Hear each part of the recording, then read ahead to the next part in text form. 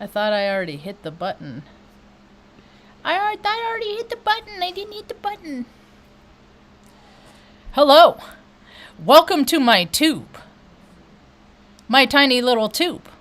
My name's Marge. I'm a Heyoka empath, and I just like having these little talks in the way I feel about things, see, because it's my tube, and that's what I do here. I talk about the way I feel about things. Full disclosure. Well, actually, that's not even true. There are things that I do not say on here. Some things are sacred. So, I woke up this morning to a nasty gram. And I walked out, and the first thing I noticed after I didn't even read the whole thing, because you know when you open up a message, you could just feel it, like on Harry Potter. And I was like, okay, I'm not starting my day like that. I'm not doing this. And I'll be darned if meditation isn't working. If it's not helping, you know it, Ma?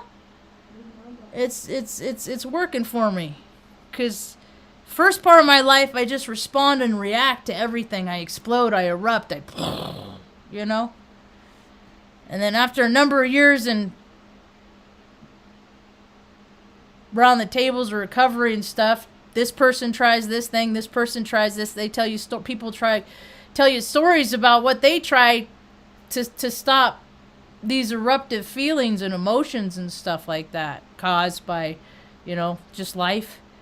And they share their experience and hope with me, and then I, some stuff I try, some stuff I haven't, and I've been actually meditating about almost an hour a day for the last few years now. And some days I'm just like, man, I don't know. I don't know, but some days we're tested, and I don't want to respond and react the way that I always have. I don't want to be angry Marge. I don't want to be angry Marge. I've been angry Marge. I don't want to be mad Marge. I don't want to be mad at anybody. I don't want any of that. And that ain't always the case. So I walk outside this morning, first thing, it was like, I don't know, it was early. It was very early. I don't think the sun was up yet.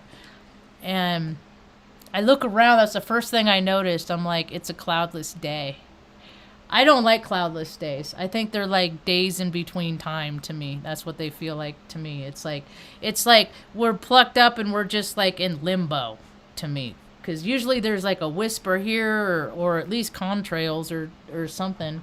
There's something in the sky. And every time I went out today, there was nothing in the sky. And just now, I just took Artie for a walk around, and sun's gone down, but there's nothing in the sky. And those days were very off-putting to me. So I put a lot of effort out in today. I don't have control. I'm powerless over a lot of things. And the things that I do have control over is what I focused on today here, and that's trying to find a place, because now we got 2 months. We got 2 months and 3 days. We got to be out the middle of October, and I really want to be out ASAP. So, yeah. Cloudless days. What else happened today? Did you have a good day, Mom? Yes, I had a good day. You had a very good day? You did you? Yes. You feel good today? Mom, if anybody's new around here, Mom had a stroke when she was 38 years old. She's 71 now. And I don't know, it's been about 10, 12 years now. She hasn't known what day it is. She doesn't make herself meals. She sits in her chair and she watches Longmire, Northern Exposure, Columbo, whatever DVD. I always ask her. I'm always giving her choices. What do you want to do, Mom? What do you want? I give her options. I give her choices. Because she hasn't had a whole lot in her life. She came into this world, born with 2 club feet, you know, taken away from her family, put in an orphanage to perpetuate all these systems that are still going strong. And a lot of people made a lot of money today, but it ain't never done her or anybody else that's been in one of those places any good. All right? So my commitment to her was, when I was 15, she just said, don't ever put me in a home. I don't ever want to go into one of those places. And I'm like, of course, Mom, I wouldn't do that. You know, and I went to college. It was very hard for me. I'm autistic.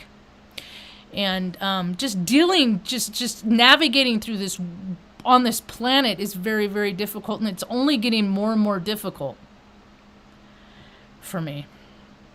And I even managed to enlist, go in the Air Force, did 6 years so I'd go to college because I knew I'd be taking care of her. You know, I knew it was Marge +1 for all time. And she's very independent for a long time, and she gets up and around, she walks and stuff like that. She's tired. She doesn't want to. She just wants to sit and enjoy her shows and pet on the dogs and the cats and just be. Because ain't nobody done her no favors either for way longer, much longer. So, and if I were like my dad or anybody else in my family, I would, just do what people do, just put them in a home, right? She doesn't want to be in a home. She doesn't want to be. And people don't want to be there. People go there because they don't want to be a burden to their family, and they know that they're a burden to their family, so they're just like, I'm going to put myself in there because I don't want to bother nobody. They don't want to be there. Very few of them. They're not pleasant places. So, yeah, everybody I know, you just put them all away, and Mom deserves better than that. So, and she doesn't turn on the TV. She doesn't know how to do the DVD, none of that stuff, And I hate it when sometimes I'll go to the grocery store or something and I'll come back and the power will trip out and she's just looking at the blank screen. That's why I don't like leaving her alone, man. There's just too many things have already happened that just are shitty circumstances that she had to live through. So, and so I take pretty good care of her. She's pretty healthy. She's not on any medication. She's not on any pills. And I'm like, Mom, you got any hurts, aches, pains? No. You want to go to the doctor, Ma? No. Well, we do that or we check it, And I have to nurse her. I've nursed her through things because she doesn't like going to the doctor. So she gets a sore on her foot. I got to nurse her through. And you got to handle that stuff because that's how people get gangrene, infections. They die. I mean, there's just like all kinds of stuff. And, I've been looking for people that I can trust to leave her with from time to time. And the world is just not, people aren't very trustworthy in this world anymore. They aren't. I mean, like today was a good example. I called a guy yesterday at like 10 o'clock.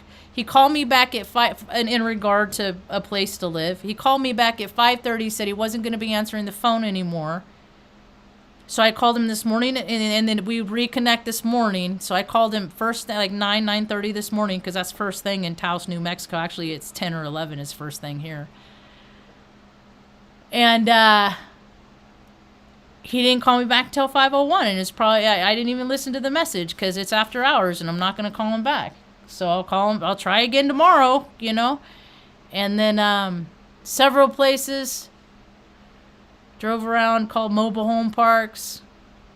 This one place had a slot. I was like, all right, right on, cool. And they're like, oh, but it has to be at least a 2020. That's the regulation. I'm like, these fucking regulators, man.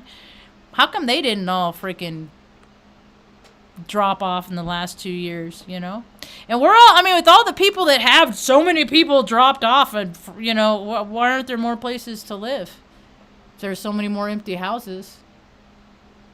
It's weird.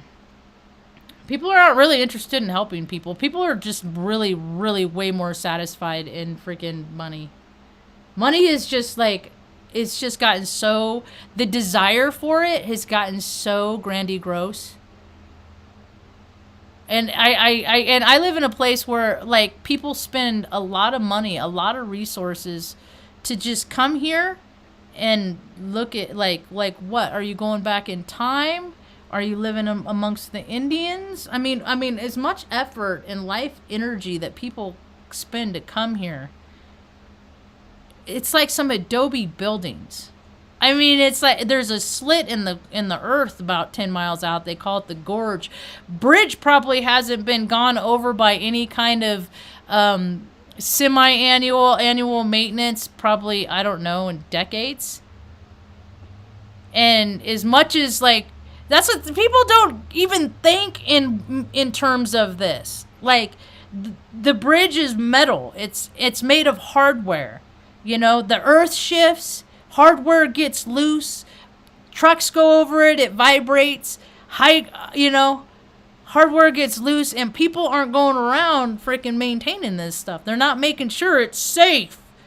It's just like, just let people drive over it until freaking, they can't anymore. That's the precedence that has been set in this nation. I mean, the infrastructure is dissolving. Here is kind of a cool synchronistic thing. I went and got us pizza, like maybe once every month, every 6 weeks or so. I'll get us a pizza and a chicken salad. They're like little mini pizzas at Chaloops, a local place here in town. And the people are nice. And I went in there and to talk, to get the pizza and stuff. And then today they put up a post that they had to close early because, see, they don't even have city workers. Everything's all contracted now. That's how the club has changed. Hi, Nathan. It's good to see you, buddy. I feel like it's been a while, my friend.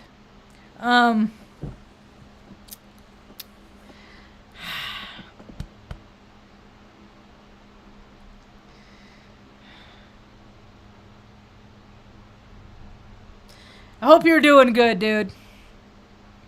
My world's done a 180 since I've seen you. So I'm not gonna go into it now because I didn't want to start crying. But thank you for your loud and clear, buddy. It's just a cloudless days and I don't like those. So we're still looking for a place. We're still looking. I'm looking every day. Tomorrow's newspaper day. See, because when you live in the 90s, you only get the newspaper once a week. This place is so weird. People, when you live in bigger towns and cities, they have no idea. And this is like, there's like 6,000 people in the town. 34,000 people, I guess, in the whole county. But then you have all the seasonal people and the tourists and stuff, and they're all making everything temporary housing. There was 2 places I contacted today. It would have been pretty cool for me and Mom in the faces, and both of them, we're gonna do 6-month rentals, 6 months. I'm like, and then it's like, who wants to live someplace? Everybody around here, they come here, they freaking paint the mountain, and then they want to live here 6 months and leave. People want to try on lifestyles, and some of us we don't do that. We live our lives. We're not trying on this and we're not trying on that. All these people think it's real cute to live in a van and stuff like that, and I'm just like, man, I know too many people that don't want to be homeless and are, because people just can't find places to live. And if you everybody's going to get their chance to figure out how hard things are, unless you got like a solid community, like people that are really looking out for your best interest. If you don't, it's going to get hard. And that's the thing is, like, worst case scenario, I spend our nest egg and buy a trailer and we go camp for the winter. I put all of our stuff in storage and we go camp. And then decide even if we want to even stay here.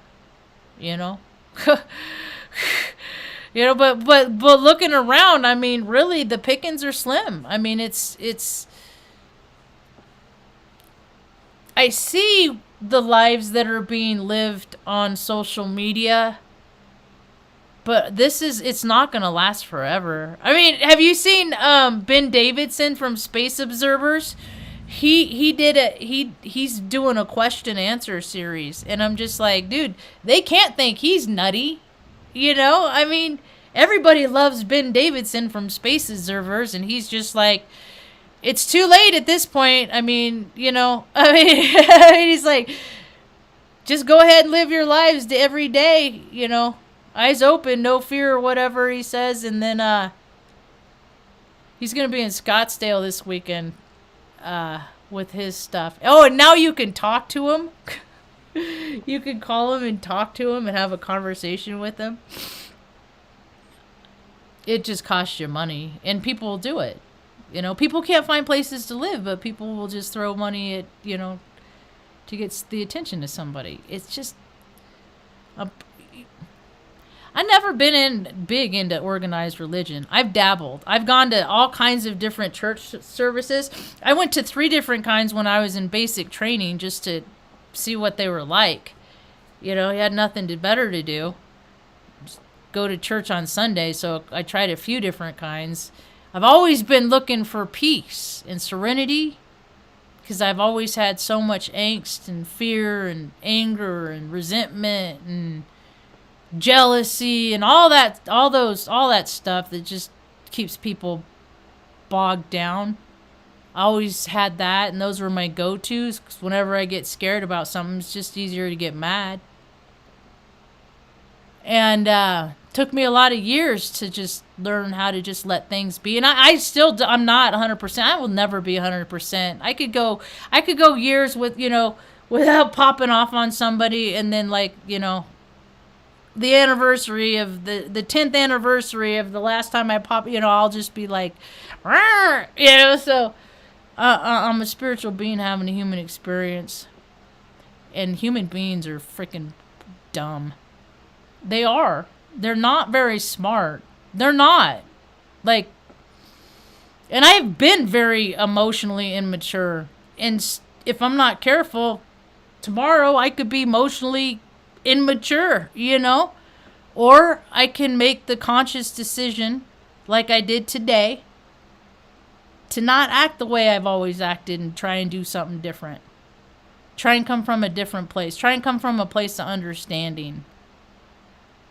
Try.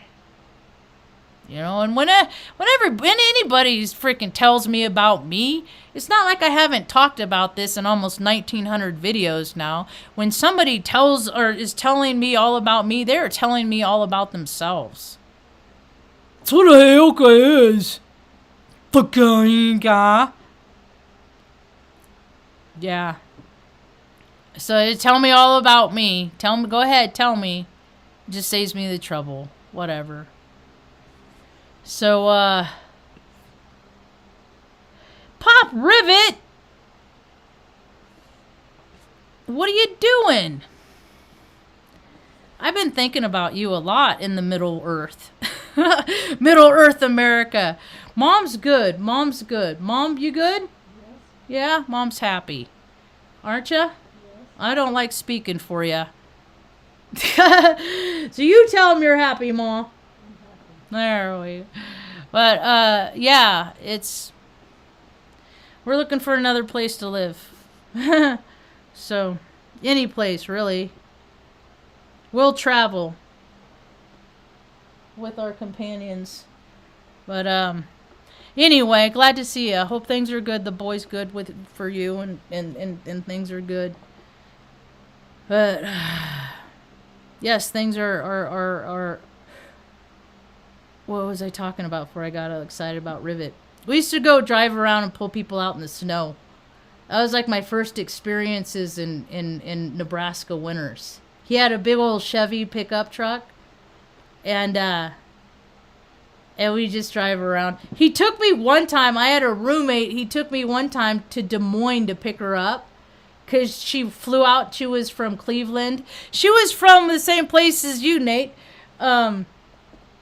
And she went out there, and got stuck in a snowstorm, and she didn't take leave. She was in the Air Force, and if you leave, like, I can't remember what it is now, but if you go like so far travel distance, you got to take leave. And she went all the way home to see her girlfriend, and this was before gay was cool in the military. It was still don't ask, don't tell bullshit.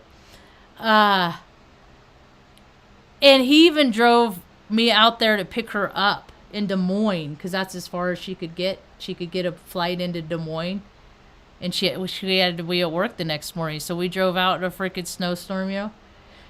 God bless you, Mom. She repaid me later by sleeping with my ex-girlfriend, the girl that I was in a It's a Complicated relationship. Yeah, right up the street from my house too. So, yeah. Boy, the things I've asked for in this Akashic record library, I tell you what. I just wanted to just knock all this stuff off the list. Just mark it all off. Mark it all off the list. Next. So, starting to get cool here at night. There's like, yeah, it's starting to get dipped down. I wake up and it's chilly. There's ice on the windshield and stuff like that until the sun comes up over the mountain, and then it melts pretty quick, but a lot of people are saying it, so it must be true. It's going to be a long, hard winter. See, and I thought the long, hard winter was like 2 years. It's always different for everybody, because everybody has different placements. Everybody has different planetary alignments. Everybody has different lessons that they're here to learn on this alien ant farm. It's all different. The thing of it is at some point, people are going to start having the same experiences more and more. And with the level of freaking violence that is coming out in like all over the place, small cities, big cities, it doesn't matter. Kids, young adults, people of all ages are just becoming unhinged. I saw a story I've been kind of tracking about this woman in Kansas City that was in like this nice neighborhood, right? And like these people were outside, and this woman was like crawling up, had a choke collar around her neck, a metal choke collar with the chain. Some guy had kidnapped her. She escaped. When he left the house, she escaped, and then she just keeps repeating. She's like, I had friends and he killed them. They didn't make it. And I'm like, this is happening everywhere. And society, or at least where I live, society, civilization, whatever you want to call it. I think it's morbid just how many people are freaking stoked about that serial killer that they just, Netflix just released a new, so everybody's all excited, and they're all Dahmer, that's what it is. They're all, ooh, dude, these people are fucking insane, evil, wicked, nasty human beings, and it's like people are eating their popcorn, this is like what they're focusing on. All the people on the planet that need help with just basic needs and things like that, but let's devote our attention to the wickedness. And more people are doing it, and it's Halloween, and isn't it fun to, all that stuff. I used to be into all that stuff. And just the consequences of being diverted. In this country, are people not freaking sick enough from candy and freaking obesity and stuff like that? Just keep eating the candy. I like sweet stuff from time to time, but man, I look around and it's just like, it's freaking makes me sad to see so many young people that are freaking have to work that much harder if they ever want to have any kind of good quality physical health in life, man. People can, there ain't no shame in being fat. That any shame that any human being has is shame that they hold inside. I've been fat. I've been 200 pounds. 5'4", 200 pounds. I eat my feelings, whole night, all of it. The thing of it is, when I weigh that much, I am so unhappy. I am so uncomfortable. My joints hurt. My feet hurt. My back hurts more. When I'm physically fit, I feel better. When I feel better, I want to do more. I'm more active. And to see society just glorifying it. Like, I get emails from, what do you call it? Levi's and stuff like that. And, like, the models and stuff, is that just what is easier? Just make it, big is beautiful?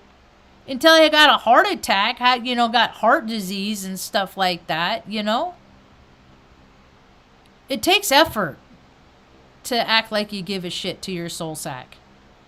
I've had to learn how to drop a lot of things that didn't serve me anymore. I quit smoking cigarettes. That was hard. Quit drinking twice.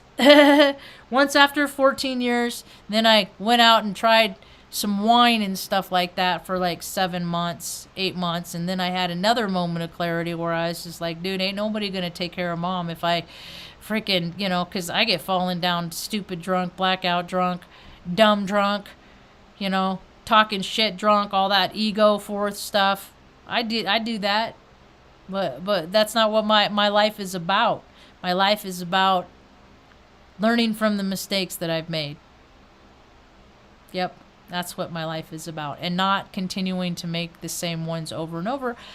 No, I just make all new ones.